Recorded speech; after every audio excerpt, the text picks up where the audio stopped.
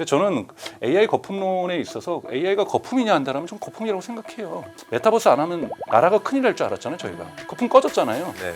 그렇다고 경제적 충격이 오지 않았거든요. 그래서 인류 역사상 75번의 역사학자들 발표한 기술 버블이 있었지만 터졌던 건 3번 있습니다. 이 거품을 우리가 볼 때 좀 더 깊이 있는 질문은 그럼 거품은 언제 안 터지는 건가? 소비자 마켓에서 매출이 발생할 때입니다. 그러려면 오픈 AI하고 제미나이가 AI로 돈을 벌어야 됩니다. 당장 내년부터 돈 벌기 시작해야 됩니다. 오픈 AI. 수많은 제가 보기에는 공포 시나리오가 써질 거라고 저는 봐요.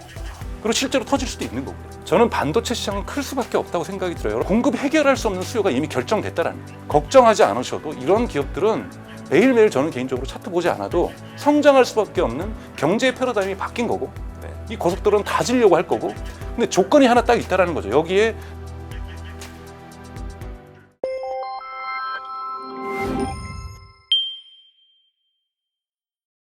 저희 오늘 좀 가슴이 철렁했습니다. 삼성전자, SK하이닉스 월요일날 기사를 좀 찾아보면 SK하이닉스 60만, 닉스, 삼성전자 11만 전자 막 돌파하고 코스피 4,200. 그렇죠. 뭐 SK하이닉스 100만 닉스 전망도 그러니까요. 나오고 뭐 어마어마했다가 이틀 사이에 지금 많은 것들이 바뀌었고 참 타이밍 되게 좋게 나와주신 것 같습니다.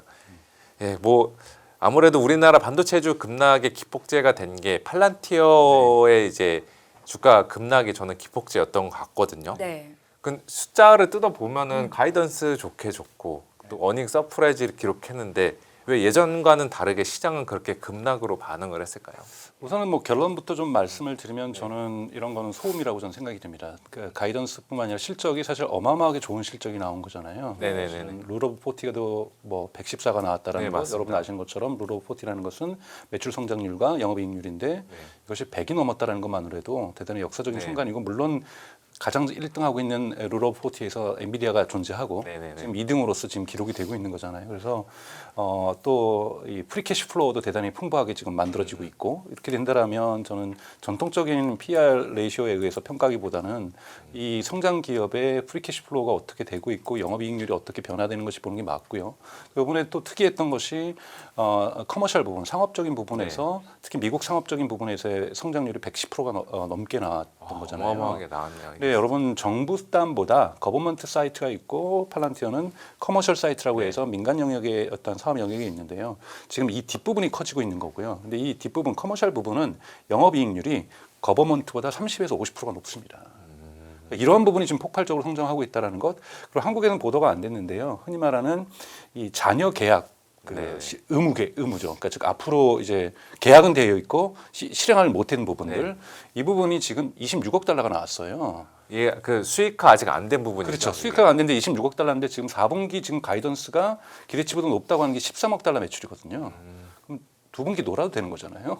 그렇네요. 추가 영업을 안 해도 그 정도로 놀라운 지금 이것을 갖고 있는데 지금 뭐 여러 가지가 있죠. 뭐 하나는 이미 좀 차익 실현을 했다라는 부분들. 그다음에 이제 AI 거품에 대해서 어제 새벽이었던 거죠. 홍콩에서 있었던 글로벌 금융의 그 투자 뭐 정상회의. 네네. 여기에서 모건 스탠리 대표가 앞으로 12개월에서 24개월 동안 10%에서 20%가 조정이 올 수 있다. 네, 뭐 이런 얘기 그렇죠. 좀 했던 발언들. 그리고 이제 마이클 버리가 풋옵션을 1조 뭐 10억 달러 뭔가 하여튼 뭐 큰 돈을 했다. 뭐 이렇게 하면서 팔란티하고 엔비디아를 한 거죠. 근데 사실은 그 풋옵션의 구체적인 내용도 사실은 나와 있지 않고요. 언제 이것을 할 건지 나와 있지도 않은 상태에서 워낙 과거에 유명했던 분이다 보니까 이런 부분에서 좀 시장이 여러 가지가 복합적으로 저는 작용을 했다라고 저는 생각이 드는데요. 저는 이거는 오래가는 것 자체는 대단히 비정상적이라고 봅니다. 왜냐하면 펀다멘탈이 안정적이고 또 미래 기술이 아니잖아요. 예를 들면은 저는 양자 기술의 미래 전망성은 되게 높다고 저는 생각이 들어요. 하지만 이건 아직까지는 실현되는 크게 실현되는 시장은 아니고 그냥 기대감으로만 움직이는 그렇죠. 시장. 기대감과 중간중간에 지금 매출이 나오지만 작게 나오고 있는 매출들인 거잖아요. 이거 기대감 속에서 나오는 건데 네. 팔란티는 지금 이미 어마어마한 프리캐시 플로우를 만들어내고 있고 영업이익률을 만들어내고 매출 성장률을 만들어내고 있는 그러니까 펀다멘탈을 완전히 만들어 나가고 있는 이러한 기업에서 이런 바람에 흔들린다는 것은 이것을 우리가 신호와 잡음으로 구별한다라면 소음으로 구별한다라면 신호일 리는 없다라고 저는 보고 있습니다. 그래서 저는 내심 개인적으로는 좋았거든요. 싸게 살 기회. 그러다 그래 조정이 온다라는 건 다시 들어갈 수 있는 기회구나라는 생각을 저는 하기 때문에 저 개인적으로는 되게 좋았다라고 저는 보고 있고, 물론 이제 좀 지켜보셔야 될 것은 이것이 어제 하루로 끝나는 것이 아니라 오늘 내일 계속해서 지속된다라면 조정 국면이 저는 올 수도 있다고 저는 생각이 들어요. 제가 뭐 차트나 주식시장을 전문가는 아니지만 그런 우려들은 충분히 있을 수 있지만 그건 여러분들이 이제 판단하셔야 되는 거고요. 근데 저는 AI 거품론에 있어서 AI가 거품이냐 한다면 좀 거품이라고 생각해요. 그러니까 역사학자 이코노미스트가 보도를 했는데요. 역사학자들이 분석을 했을 때 1800년부터 2020년까지 75번의 기술 버블이 있었습니다. 그러니까 그렇게 많았었네요. 기술 버블이라는 게. 여러분 가까이에서는 뭐 다시 실현될 수 있지만 메타버스 안 하면 나라가 큰일 날 줄 알았잖아요, 저희가. 그렇죠. 22년도인가 1년도인가 그때 한창 네. 유행했었죠. 그러면서 뭐 사명도 페이스북에서 메타로 바꾸고 네네. 리얼리티 랩 만들어서 돈 엄청나게 쏟아붓고 이러면서 메타의 주가가 꼬꾸라지고 네. 그리고 전 세계에서 뭐 한국에 있는 각 시정부, 중앙정부도 다 메타버스 많이 위원회 했죠. 만들고 메타버스 상 주고 뭐 메타버스 안 하면 큰일 나고 뭐 이랬는데 거품 꺼졌잖아요. 네네. 그렇다고 경제적 충격이 오지 않았거든요. 그래서 인류 역사상 75번의 역사학자들이 발표한 기술 버블이 있었지만 터졌던 건 3번 있습니다. 하나가 레일웨이 버블이고 철도 버블이고 영국에서 있었던 1840년에, 그다음에 1900년대 초반에 있었던 미국에서의 전기 버블이 있었고요. 네. 그다음에 그다음에 여러분 아시는 2000년대 전후로 하는 닷컴 버블이 있었고요.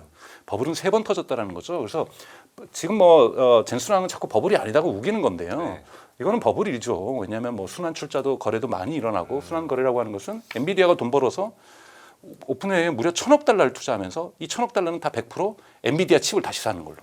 돌려받기죠. 그렇죠. 돌려주자죠. 네, 이런 걸 서큘러 딜스라고 얘기를 하는데, 또는 AMD도 자신의 주가를 말도 안 되는 턱없이 저렴한 가격으로 주고서 다시 이거가 주가가 오르거든 팔아서 그 돈 가지고 AMD 칩 사라. 뭐 이런 식의 거래들 문제 있을 수 있어요. 이 거품을 우리가 볼 때 정확한 좀 더 깊이 있는 질문은 그럼 거품은 언제 안 터지는 건가? 이 질문이 저는 정확한 질문이라고. 아까 말씀하신 것처럼 역사상 29번의 거품이 있었는데 3번만 아니, 터졌어요. 75번. 75번이요? 네. 아 그렇게 많아요. 네. 그 중에서 3번이니까 확률상으로는 굉장히 희박하네요. 그렇죠. 터졌을 때 근데, 물론 크겠지만. 네, 터지면 저는 AI 버블 터지면요, 2008년 9년에 금융위기보다 더 큰 세계 경제 위기가 올 거라고 보고 있습니다. 정말로 큰 위기가 오고요. 그리고 버블이 터졌을 때마다 특히 가장 상대적으로 GDP 대비 가장 컸던 버블은 영국의 철도 버블입니다. 그때 일시적으로 영국의 중산층이 몰락했다 그러거든요. 네. 여기다가 여러분, 철도는 처음부터 국영이 했던 것이 아니에요. 우리 한국은 이것이 외래 기술로서 도입됐기 때문에 국가가 주도했지만 영국에서의 철도 버블이 왜 터졌냐면 철도를 만드는 회사가 수십 개가 있었어요. 근데 다 무슨 돈으로 했겠습니까? 투자 받았고요. 여러분, 인베스먼트 뱅크라는 것 자체가 언제 생겼냐면 영국과 미국에 철도를 투자하기 위한 돈을 모으면서 만들어진 것이 지금의 인베스먼트 뱅크의 출발점이에요. 투자은행들. 네. 그렇죠. 네. 투자은행이 어디다 투자했냐면 당시에 철도에 투자를 했던 거죠. 그러면서 여기에 중산층들이 많은 돈들을 갖다 여놨었고, 이 버블이 터지면서 그들의 자산이 날아가는 거잖아요. 엄청난 충격이 올 겁니다. 한국에서 만약에 한번 이 버블이 터진다고 한번 상상을 해보십시오.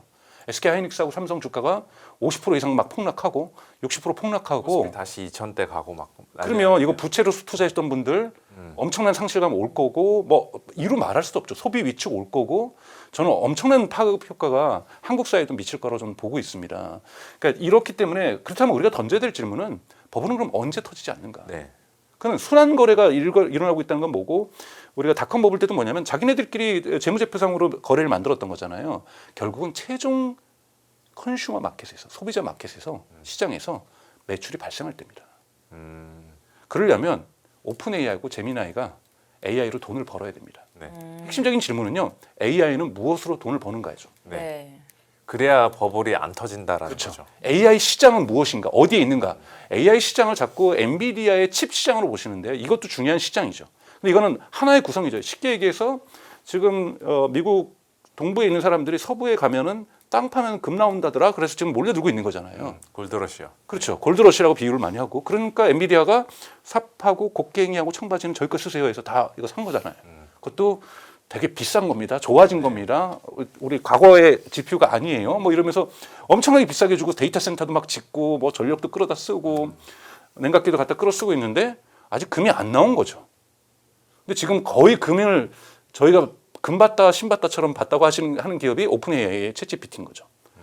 지금 위클리로 매주 로그인하는 사람이 8억 명을 기록을 했고요. 네. 전 세계 2천만 명이 매달 $20 이상을 내고 있고 오픈 AI는 내년에 이거를 2배 만들겠다 그랬어요. 이용자 수를. 유료 결제 이용자 아니 수. 무료 결제요. 무료. 이게 더 중요합니다. 예, 여러분 구글하고 네이버도요. 처음에 검색 시작할 때 검색 광고를 처음부터 시작 붙인 게 아니라요. 사람들이 첫 화면으로 네이버하고 구글로 정리하니까 그때부터 광고 붙인 거거든요. 네네네. 자, 이렇게 붙일 거고요. 여러분 생각해 보십시오. 올해 오픈 AI 매출이 지금 본인들의 목표가 1.3이니까 $130억. 그리고 80억 적자 예상돼요. 네. 근데 기업 가치는 5천억 달러라고 하던데요. 10월달에 6천억으로 예, 발전했죠. 맞아요. 예. 그리고 여러분 앞으로 파이낸셜 타임즈의 분석에 의하면 앞으로 오픈 AI가 계속하고 있는 설비 투자 캐펙스가 10년 동안 $1조. 그럼 매출 130억 나는 회사가 1조를 어디서 저렇게. 다 투자예요. 투자나 대출이죠. 회사채를 발행하던 뭘 하던 다 투자인데 그러면 투자자들한테 논리가 있어야 될 거 아니에요. 저 2천만 명 유료 결제 있어요. 그래서요? 그러면 그게 어떻게 $6천억 돼요? 여러분 네. 삼성전자 곱하기 2잖아요. 말도 안 되는 얘기인 거죠. 근데 우리 지금 8억 명 있고요. 내년에 16억 명 될 거고요. AI가 어디서 매출을 낼까요? 갑자기 휴머노이드 로봇 나오고 그 자율주행 저 그 시장 올 거라고 생각이 들어요. 근데 그거는요 미래 시장이고요. 2, 3년 걸릴 거예요. 근데 2, 3년 동안 이렇게 버티게 할 수가 없거든요. 네네. 당장 내년부터 돈 벌기 시작해야 됩니다. 오픈 AI는. 지금까지 들어간 돈이 너무나도 많고 앞으로도 지어야 될 것에 대해서 투자자들에게 입증을 해줘야 되고 우리 돈 벌잖아요. 뭘로 봅니까 여러분? 우선 검색 시장에서의 재편은 일어났습니다. 처음으로. 구글 스스로도 AI 모듈을 여러분도 쓰고 계시고 9월 달부터는 거기는 여러분 검색 광고가 사라지는 거잖아요. 단계적으로 검색 광고가 사라지는데 구글은 검색 광고로 전체 매출에서 55%예요. 수익률 80%고요. 이걸 지금 단계적으로 없애는 거잖아요. 구글도 사활을 거는 건데 구글 임원진이 바보가 아닌 이상 우리 그럼 검색 광고 없이 AI 검색으로 가는데 돈을 어디서 메울 것인가?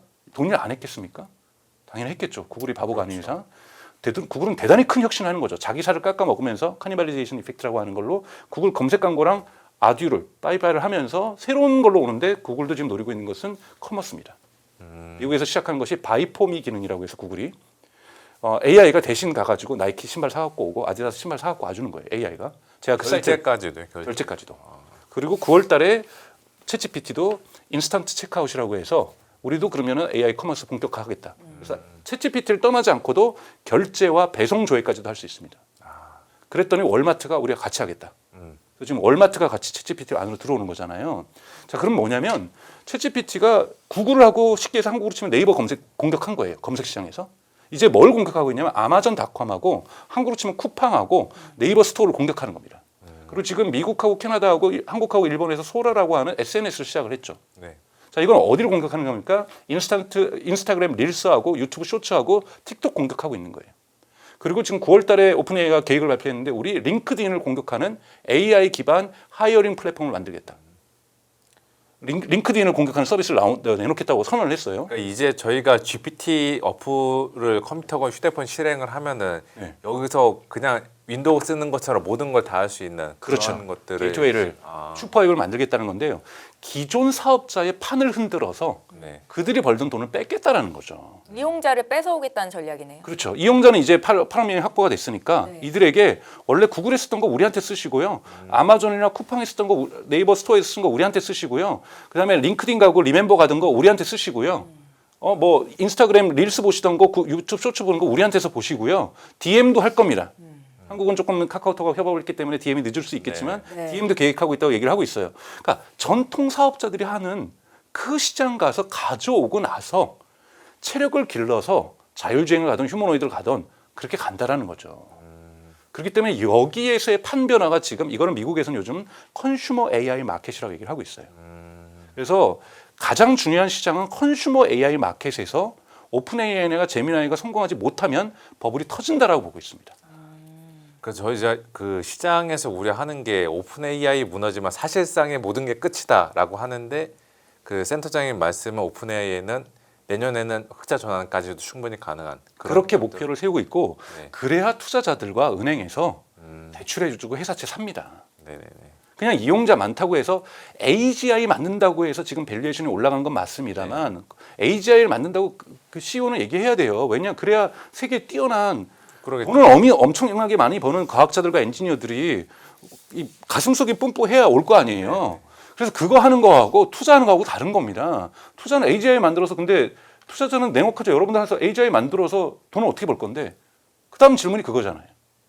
그래서 AGI보다 더 중요한 것은 현재 기술로도 돈을 어떻게 벌 건지.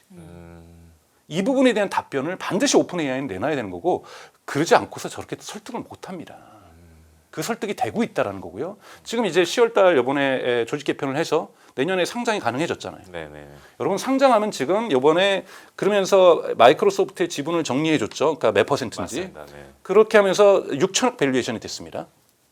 6천억 밸류에이션 여러분 지금 구도로 되면 내년에 상장하면요. 상장 가격이 1조 달러예요.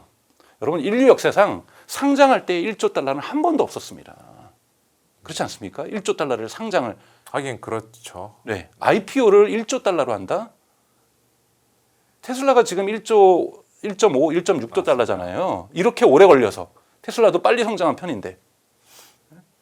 근데 서비스 낸 거, 역사는 조금 됐지만 서비스 내지 이제 11월 30일 돼야 만 3년 되는 회사가 1조 달러의 밸류로 상장하는 게 이게 인류 역사상 처음 있는 일이에요. 그러다 보니까 당연하게 두려움이 발생할 수밖에 없는 거고 공포 심리가 발생할 수밖에 없고 공포 심리의 스토리가 잘 먹힙니다. 네. 그래서 수많은 사람들이 제가 보기에 오픈 AI가 상장할 때까지요. 계속해서 이런 출렁이면 저는 올 거라고 봐요. 버블이다 뭐 이러면서 말이죠. 왜냐하면 먹힐 수밖에 없는 스토리거든요. 그러니까 지금 파이낸셜 타임즈 월스트리트 저널 보세요. 지금 하나하나 오픈 AI가 맺은 계약들 보면서 이게 도대체 말이 되는 거냐? 현실적으로 이 돈을 할 수 있느냐? 또 물리적으로도 불가능하다고 보는 거예요. 왜냐하면 여러분 오픈 AI가 지려고 하는 전 세계에 지려고 하는 데이터 센터의 전력 규모가 26기가와트예요. 근데 미국에만 20기가와트를 지금 있습니다. 기가와트라는 것이 뭐냐면 1기가와트가 원자력 발전소 한 개예요. 그러면 10년 동안 미국의 오픈 AI만을 위해서 20개의 원자력 발전소가 만들어져야 돼요. 네. 근데 파이낸셜 타임즈가 적고 있는 건 뭐냐면 불가능하다. 왜냐하면 평균적으로 여러분 SMR도 얘기 자꾸 하고 있는데 이게 기대해 주시라고 저는 보는데요. 원자력 발전소는 정부에서 허가 나면서 거기서 전력 뽑아낼 때까지 평균 7년 걸려요. 왜냐하면 소송 없는 전 세계 중국하고 과거 소련 빼놓고 러시아 빼놓고 소송 없는 원자력 발전소 건설은 단 한 건도 없었습니다. 아, 그 소송에 대한 리스크 때문에 더 지연이 되는 게 보통 있군요. 평균 2년 지연된다고 파이낸셜 타임즈는 분석을 하고 있어요. 여러분 한국에서 아무리 SMR 안전하다고 잠실에다 짓고 용산 그 미군 기지 나가는 데다 짓고 목동 야구장 철거하고 지으면 이게 가능한 일일까요, 여러분? 그렇죠. 지역에다가 인구 적게 살고 인구 소멸되고 있는 곳에서 진다고 해서 거기는 사람이 안 살고 있을까요? 그분들은 소송 안 걸까요? 그리고 그분들이 소송 거는데 법원에서 무시하고 저라고 얘기할까요? 불가능한 일이에요, 여러분. 그러니까 파이낸셜 타임즈가 얘기하는 것은 이건 물리적으로 불가능한 거다. 20기가와트를 미국에는 그 주들이 다 권한을 갖고 있는데. 그러니까 1기가와트가 원전 한 기인데 네. 이거를 20개를 짓는 게 물리적으로 시간이 10년 안에. 10년 안에 말이 안 된다. 네, 그것도 10년 뒤에 20기가를 작동시키겠다는 게 아니잖아요. 네. 그 와중에 중간중간 계속해서 증설해 나가는 거잖아요. 네. 메타가 짓고 있는 하이페리온이라고 하는 데이터 센터, 그 원오브댐이에요. 물론 가장 큰 거지만 6기가와트예요. 오. 데이터 센터 하나가 맨하탄 크기랑 똑같고 여의도 7배입니다. 데이터 센터 하나가. 자, 그럼 거기 6기가와트, 그건 또 어떻게 할 거예요? 원자력 발전소 6기 메타 위에서 또 지어야 되는 거잖아요. 네.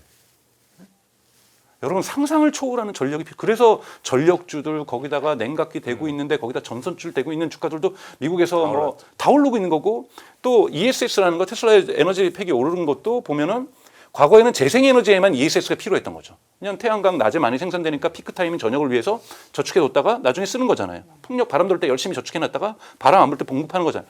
여러분 데이터 센터에는 AI 데이터 센터는 ESS가 반드시 필요하다는 게 입증된 거예요. 왜냐하면 플럭투에이션이라고 하죠. 전력을 많이 쓸 때는 엄청나게 쓰는데요. 적게 쓸 때는 거의 제로로 떨어져요. 이러면 전력망이 송전망이 고장 나거든요.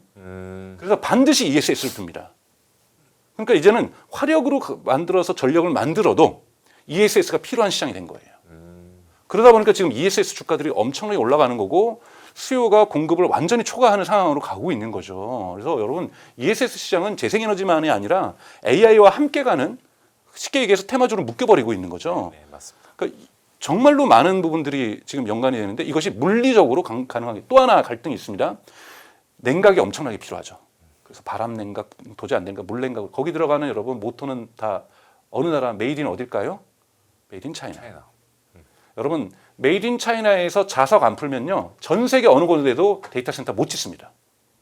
이번에 트럼프가 울면서 트럼프 뭐 프레지던트 시 내가 최고로 좋아하는 사람이고 얘기하는 게 뭐냐면요 히토리예요.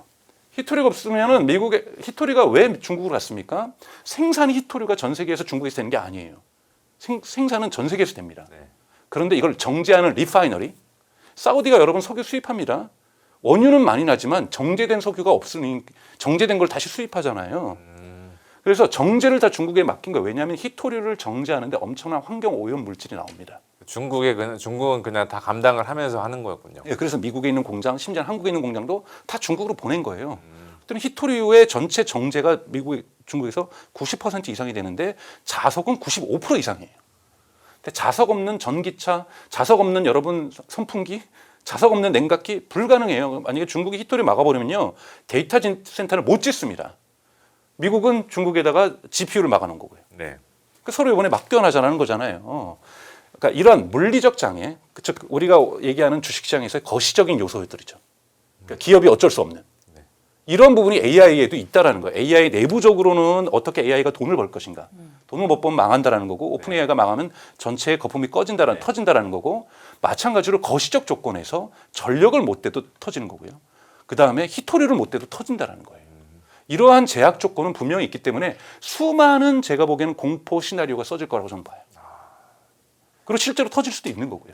근데 말씀하신 거 들어보면 네. 오픈 AI는 이제 수익화가 되고 흑자를 낼 것 같은 확률이 높아지는데 네. 전력 쪽은 아까 물리적으로 짓는데 시간 자체가 거의 불가능하다고 했으니까 이러면 이것도 버블이 터질 수 있는 조건을 충족하는 게 아닐까 싶어서요. 근데 인간은 공부하면 네. 열심히 하잖아요. 그래서 IEA라고 해서 인터내셔널 에너지 에이전시에서 올해 4월달에 낸 보고서에 따르면 네.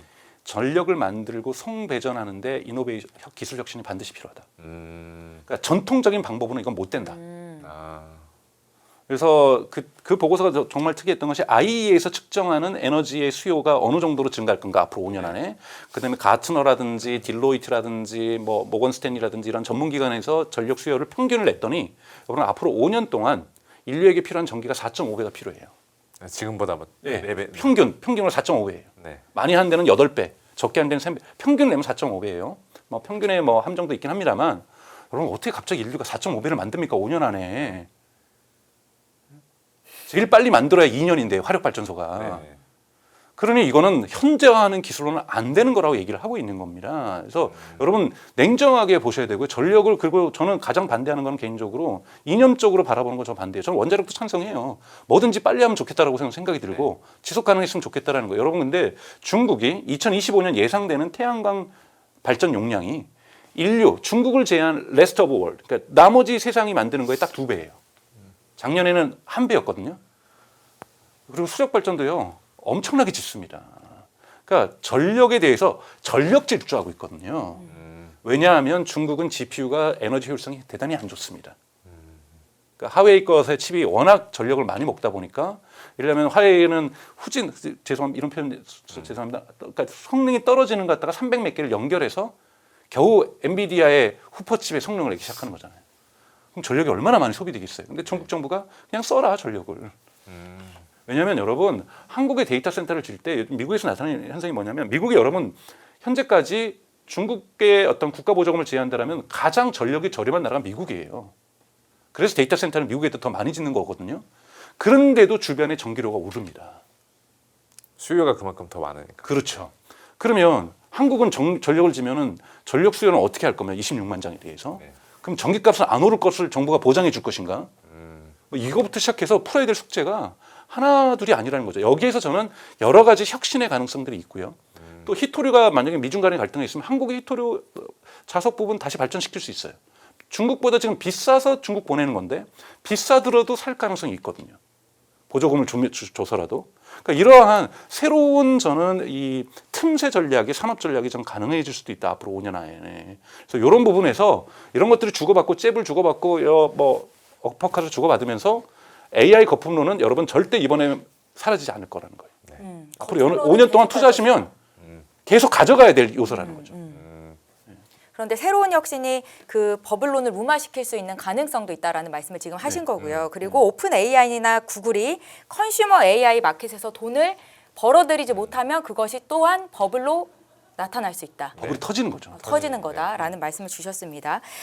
간밤에 엔비디아, AMD, 테슬라 등의 주가가 급락을 하면서 오늘 국내장에서도 반도체 투톱이 이렇게 하락세를 보였던 건데요. 앞으로 반도체주들의 조정을 받을 때 어떻게 대응하면 좋겠습니까? 저는 개인적으로 주식 투자한지는 사실은 만 2년 정도가 조금밖에 안 넘어서 그러니까 사실은 주식에 대해서 잘 모릅니다. 주식시장 잘 모르지만 저는 지금까지 일관되게 흔히 말하는 DCA라는 방식을 쓰고 있어요. 달러 코스트 에버리지라고 해서 네. 그냥 매달 정기적으로 평균 단가 관리하는. 그래서 그냥 뭐 물타기라고도 얘기할 수도 있지만 저는 그렇게 생각하지 않고요. 그냥 매달 꾸준하게 네. 제가 원하는 종목 3개를 그냥 매달 주가를 보지도 않고 사요. 네. 그리고 이렇게 내려가면 더 사고 올라가면은 적게 사고 네. 이런 전략을 하고 있는데 이건 뭐 근데 투자 성향이야 뭐 개인적으로 다 다르신 거니까 무엇이 옳다 그르다고 말씀을 좀 드릴 수는 없는데요.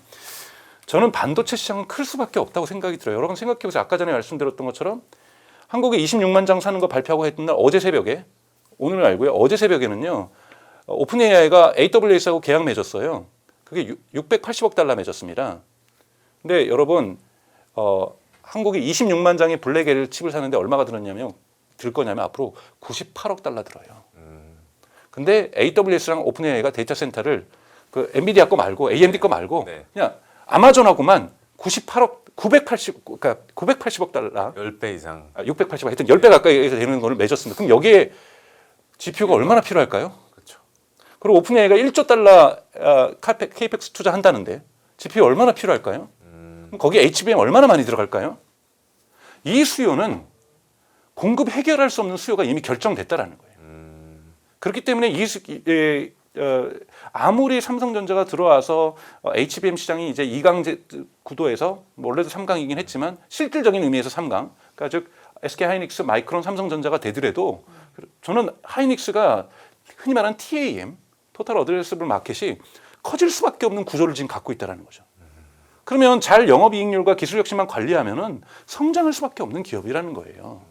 SK 하이닉스나 삼성전자나 마이크론이나 그리고 또 엔비디아도 그렇고 AMD도 마찬가지고 이런 주들은 흔히 말하는 분위기주나 기대주가 아니잖아요.